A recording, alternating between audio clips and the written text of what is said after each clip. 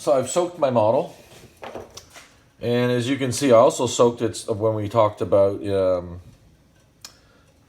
separator. We talked about wax possibly being overboiled, and if the model's not saturated, it may get inside the model. So here, I've also done this type of keying because it doesn't break as easy and it's easier to remount. It still stops the anti-rotational of the denture. I don't have these kind of keyways in here.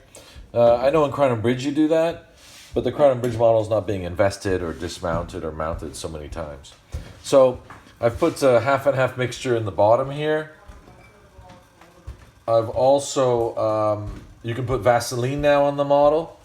I'm putting a little water glass, which is acting as a separator, a sodium silicate, or egg preserver, I think it's also called.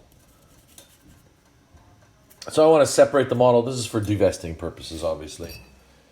And then when I put this in the model here, in the bottom part of the flask, I want to get it down so, there's no rush here at this point.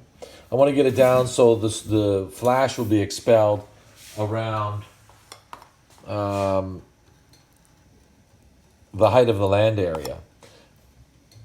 I got the camera in the way here, so I'll try to be... Now, if we cover the wax a little bit, this is not a good thing because those small pieces will come off, but it's not the end of the world either. We can always kind of wash that off at the... And there you have the first layer investing completed now. Now, I'm not going to touch it anymore because the stone is setting. And then the more I'm touching it, the more it'll kind of sink. I can maybe go around and clean the edge of the flask here. So I'll have both pieces of the top and the bottom layer perfectly connected.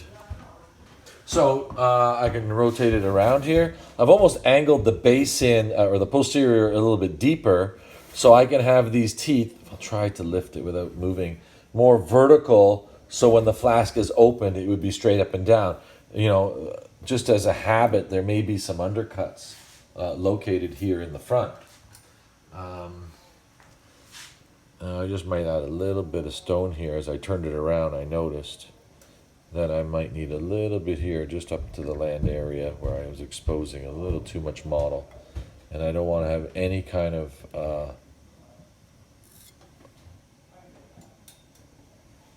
model being kind of removed from the first layer. It would be a disaster. So we'll come back here for part 2.